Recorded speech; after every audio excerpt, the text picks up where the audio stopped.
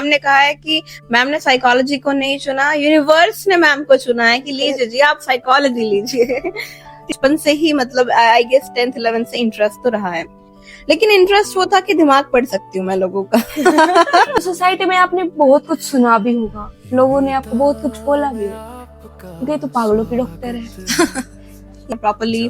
और जब क्लाइंट एक हैप्पी रिव्यू देता है तो वो एक सेटिस्फेक्शन यहाँ पर रह जाती है, यस आई डिड समथिंग। नमस्कार दोस्तों, आपका स्वागत है यूनिता काउंसलिंग सेंटर यूट्यूब चैनल पर।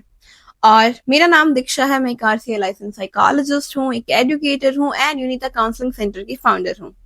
मेरा नाम वर्षा है और मैं भी एक RCI रजिस्टर्ड काउंसलिंग साइकोलॉजिस्ट हूँ और मैं मिस दीक्षा जी के साथ एक कोऑर्डिनेटर के तौर पर इनके साथ वर्क करती हूँ जी। और हम दोनों आपके सामने आ रहे हैं एक नई सीरीज के साथ जिसका नाम है अनफिल्टर्ड टॉक्स। यहाँ पर जो बात होंगी वो बिल्कुल अनफिल्टर्ड होंगी, कोई ऐसी घिसी पिटी बातें नहीं होंगी। और यहाँ पर हम एडिटिंग भी बहुत मिनिमल अमाउंट में करेंगे, सिर्फ वहां करेंगे जहां पे पीछे से शोर ज्यादा आ रहा है, सॉरी गाइस। तो ज्यादा एडिटिंग कुछ भी नहीं होगी, बिल्कुल अनफिल्टर्ड हम यहाँ पर रहेंगे। और दूसरी बात, जो यहाँ पे हम क्वेश्चंस पूछने वाले हैं, मुझे नहीं पता वर्षा मैम मुझसे क्या पूछेंगी और वर्षा मैम को नहीं पता कि मैं उनसे क्या पूछने वाली हूँ। तो छोटी सी सीरीज हम स्टार्ट कर रहे हैं जिसके हर वीक पार्ट्स आएंगे मंडे को। तो आप तैयार रहना, ऐसी वीडियोस बहुत आने वाली हैं एंड जल्द ही कुछ और खास होने वाला है। तो ठीक है मैम, शैल वी? यस। तो मैंने आपके लिए कुछ क्वेश्चंस ढूंढे हुए हैं, मैं पूछती हूँ आपसे। ओके, सो सबसे पहले तो नॉर्मल पूछ लेते हैं। मैम आप अपने बारे में बताइए कि आप साइकोलॉजी फील्ड तक कैसे आए? मेरा एक बहुत ही अलग एक्सपीरियंस रहा है। जैसे मैंने कभी सोचा नहीं था कि मैं साइकोलॉजी फील्ड में जाऊंगी। ग्रेजुएशन में एक चूज किया, एक optional subject, let's go some different field. Okay, तो ये एक डिफरेंट पॉइंट था मेरे लिए, टर्निंग पॉइंट था मेरी लाइफ का कि मैंने साइकोलॉजी को चूज किया। मैं ये नहीं कहती कि मैंने साइकोलॉजी को चूज किया, बट साइकोलॉजी ने मुझे चूज किया। उस टाइम पे मैं धीरे धीरे, डाउट तो था कि लाइफ में कुछ कर पाएंगे या नहीं कर पाएंगे, क्या होगा, क्योंकि तब मैंने इसको थ्योरेटिकल पढ़ा कि it's just a subject, nothing else.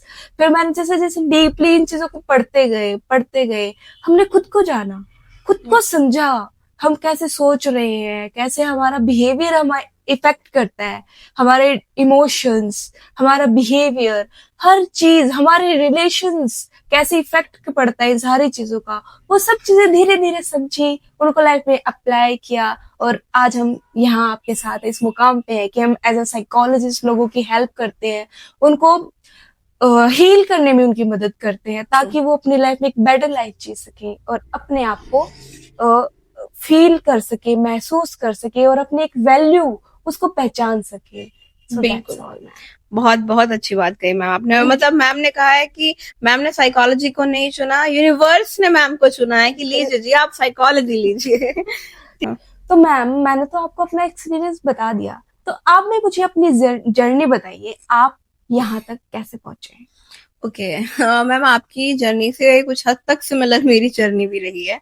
Guys मैं ऑनेस्टली बताऊं और मैम आपको बताऊं तो मेरा जो इंटरेस्ट था वो ज्योग्राफी में था, साइकोलॉजी में नहीं था। मुझे मेरा करियर ज्योग्राफी में ही परस्यू करना था, लेकिन कुछ चीजें रही, आप वाली बात है, यूनिवर्स ने शायद मुझे भी साइकोलॉजी के लिए चुना। तो उन्होंने चुना, ये था कि मेरे को बचपन से ही मतलब आई गेस 10th 11th से इंटरेस्ट तो रहा है, लेकिन इंटरेस्ट वो था कि दिमाग पढ़ सकती हूँ मैं लोगों का।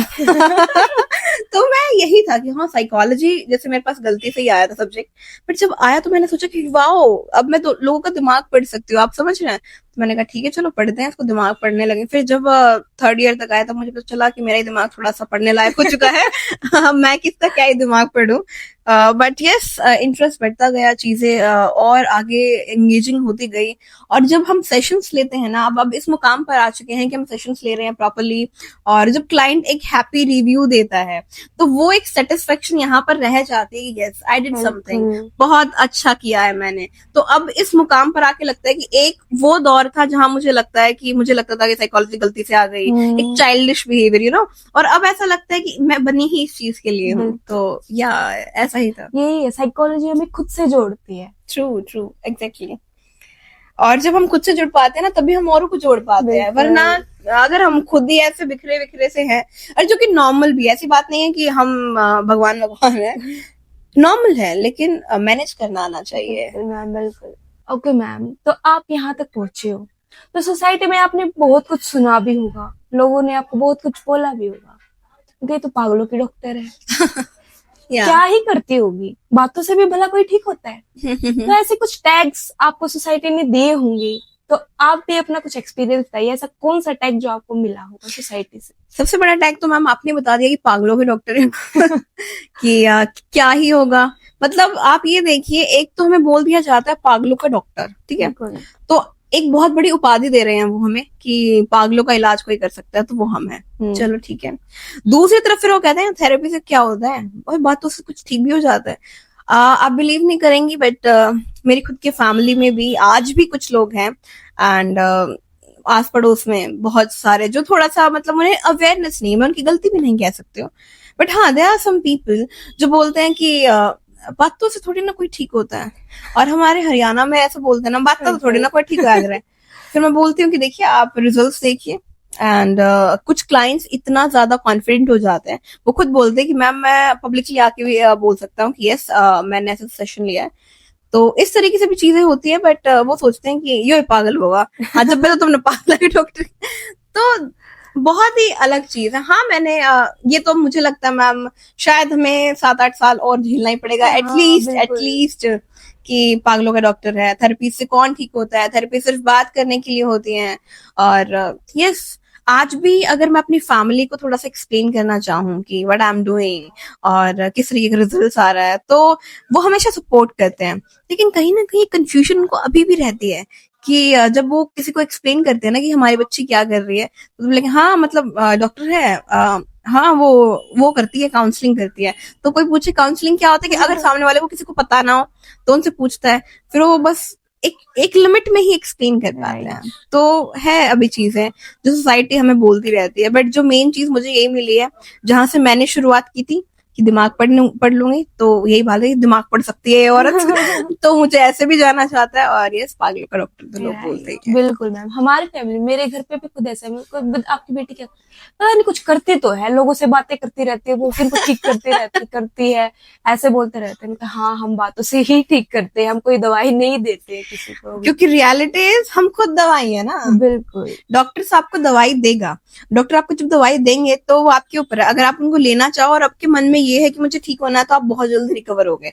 अगर एक क्लाइंट हमारे पास आता है तो हम दवाई का ही काम करता है, अगर वो हमें लेना चाहता है, एक्सेप्ट करता है, तो डेफिनेटली वो बहुत जल्दी रिकवर होगा। बिल्कुल। तो हम खुद दवाई का काम कर रहे हैं।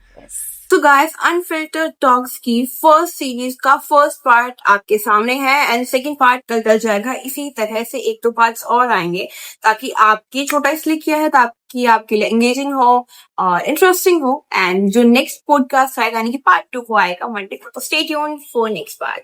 Take care.